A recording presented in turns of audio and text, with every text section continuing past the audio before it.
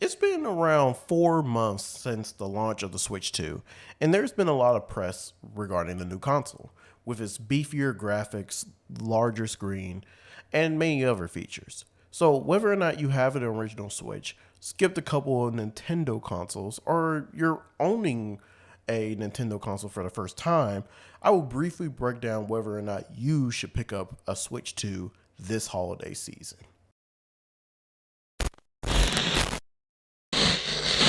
What is good, y'all? It is the Young King Ken, and I wanted to make this video after the September Nintendo Direct, which showed us games that are going to be releasing later this year and into 2026.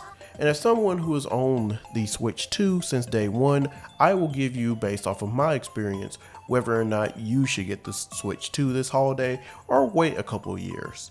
And to give you a brief rundown of the Switch 2 features, the Switch 2 has a larger 8-inch LCD screen with graphics going as powerful as 4K 60fps when docked. You also have the return of the Joy-Cons, which are magnetically clicked to the console instead of the whole sliding mechanic with the Switch 1. And the new Joy-Cons can be used as mice, and there's some games that are compatible with that. And then you have the game chat feature, which is essentially Discord. I mean, the great thing about it is that you can chat with your friends natively on the console. You don't need like the Nintendo app to talk to your friends. And then one last feature I want to mention is the game share feature, which lets a Switch 2 user share compatible multiplayer games with other players who don't own that game themselves. So overall, really, it's a beefed up Switch 1, right? It's a more powerful Switch 1. But you mainly purchase a console for the games. So let's talk about some of the games that are being featured on the Switch 2, right? The biggest two right now would be Mario Kart World, which is, of course, the newest Mario Kart in the series. 24 racers go into this big open world. It's a lot of fun. Reviews have been pretty mixed nowadays, but you know, it's a pretty solid Mario Kart game. And then you got Donkey Kong Bonanza, which I would say after just completing the game, this is a Game of the Year worthy game. I mean, it's on par with Mario Odyssey. It's really fun, right? But those two games essentially weren't enough. So that's why I mentioned before that I needed to wait till the September Nintendo Direct to really give you an idea on what's to come. So, of course, you already have games that are out, such as Dragon Drive, Mario Galaxy 1 and 2, which the first heavily relies on that mice feature of the Joy-Cons, as I mentioned earlier. But you also have games coming out, which some including The Legend of Zelda Hyrule Warriors Age of Imprisonment. You have the new Pokemon ZA. You have Kirby Air Riders, which is one I'm pretty excited for as someone who didn't play the original Kirby Air Ride for the Nintendo GameCube. Like, that Sakurai Direct really got me hyped for it. You have Metroid Prime 4, which is a pretty hyped up game. And then at the conclusion of the last Nintendo Direct, you're getting a new Fire Emblem game as well. But really, the difference between this generation and the last generation was that this generation, Nintendo's really pushing on the AAA third-party games coming to the Switch 2. So a lot of these games that I'm about to list are maybe games that if you have a PlayStation or an Xbox, or mainly a PC for that matter, you may have already played these games or have them in your catalog.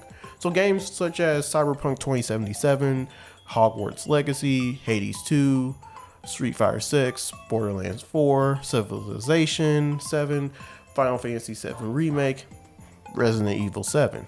Those are just some of the major third-party games that you can actually now play on your Switch 2.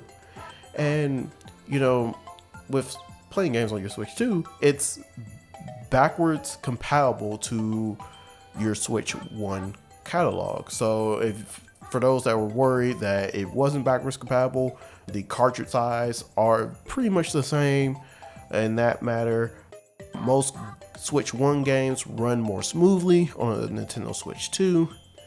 And, speaking of that last point, you also have games that are considered as Nintendo Switch 2 edition games. Now, I like to put these type of games in two separate categories.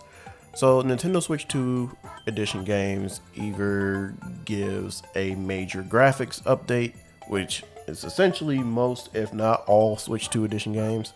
And then you have the other kind of Switch 2 edition games that are the major graphics update and added content to the game. So if you already own a Switch 1 game that has a Switch 2 edition, you don't have to buy it again to get the upgrade. It maybe is labeled as DLC for that game, and some of them, it may run you like $10 to $20 right now. I know with Nintendo and their pricing strategies this generation, you just never know if they may bump it up to like $30 or whatnot. And some examples of this are the Breath of the Wild and Tears of the Kingdom, which are mainly graphics upgrades. And fun fact, these upgrades are free if you have the Switch 1 versions. So if whenever you upgrade to the Switch 2, you automatically get the Switch 2 editions for free.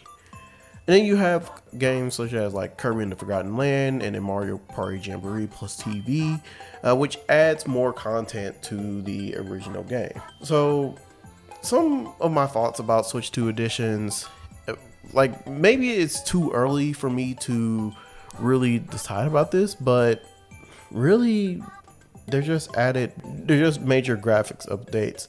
Aside from Kirby and the Forgotten Land, which I think is the best Switch 2 edition game right now, because all the other Switch 2 editions that have been announced or released have been pretty mediocre, right? They add a bunch of like gimmicky mechanics, and it doesn't really seem as worth it. But then again, that could change as more and more Switch 1 games get this kind of treatment.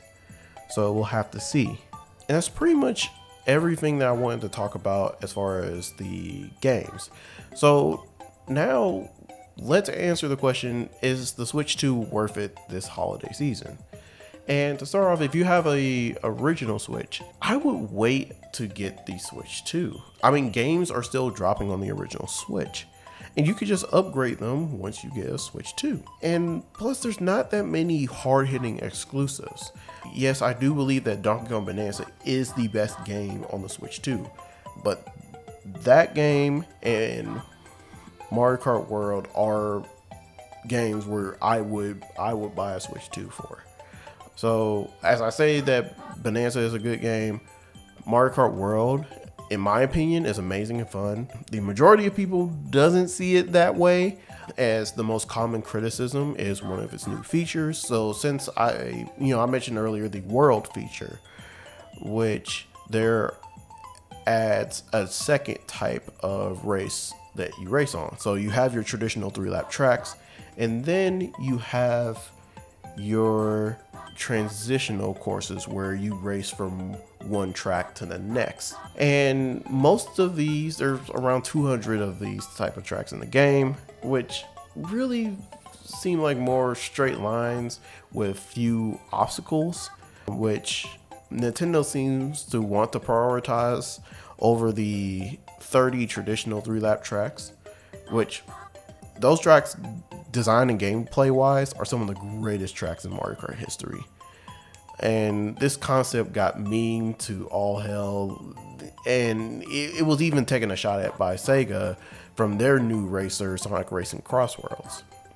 And then another reason why Switch users should probably wait is because there's not really that many games out, right? Most people would buy the console once like there's a new Smash Brothers, or the big new Zelda game, or a 3D Mario game, which you see none of those. Now, if you don't have a Nintendo Switch, but you own Nintendo consoles in the past, let's just say like you owned a Wii or a Wii U, and maybe you were so disappointed by the Wii U that you were like, I'm not getting another Nintendo console. But now you had a change of heart because the Switch did so well. If you don't own a Switch, I would get the Switch 2, right? It has backwards compatibility to all original Switch games, which the Switch has one of the best catalog of games ever. And you get to save money in that aspect, right? It would be kind of weird to get a Switch for $350 now and then wait a couple years and see that, you know, the new 3D Mario game comes out and you're like, oh, I gotta get a Switch too. Let's just skip the steps, get the Switch 2. And if you're trying to get a Switch 2 and this would be your first Nintendo console, honestly, this is a must buy, right? Because you're getting that Switch 1 catalog that I mentioned earlier, and then plus with PlayStation and Xbox exclusives going to PC, in my opinion, if you have a PC and a Nintendo console to play Nintendo exclusives, you're pretty much good. And you know, if you have like a PlayStation and Xbox and you have those games, those third-party AAA games that I mentioned earlier, I mean, yeah, you get to play those games on the go, but with the cost of some frames and quality. But then again, I just wouldn't recommend getting a Switch 2 in that instance. But there are alternatives that are even more powerful, like the Xbox ROG Ally, which is coming out soon, or the Steam Deck. Oh, the Switch 2 on paper is more powerful. The Steam Deck has Steam, which is the largest catalog of games ever. So with that being said, overall, just in general, should you get a Switch 2 this holiday season, right?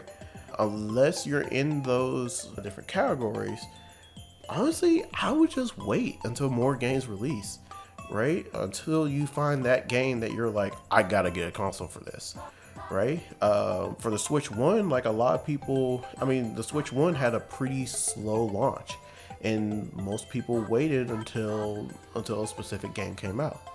For most of my friends, they waited until Super Smash Bros. Came out, or you know, some people got a system for Animal Crossing.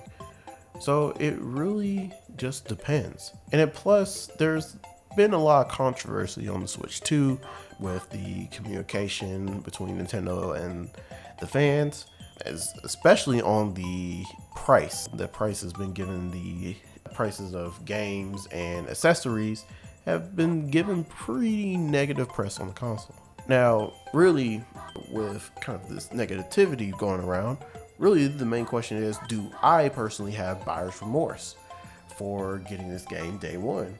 And honestly, no, I don't. I wanted to get Mario Kart World and Donkey Kong Bonanza. I want to get a console for that. And honestly, both games are pretty good despite the backlash, and my Switch 1 games run a bit more smoothly. So for most people, waiting makes sense until more exclusives drop and Nintendo addresses their issues. But if you're brand new to Nintendo or want Donkey Kong Bonanza and Mario Kart World right away, you'll still have a great time. And for those who have a Switch 2, would you recommend getting one? Comment below. And for those that don't, are you thinking about getting one this holiday season? I just want to know. Let us know in the comments.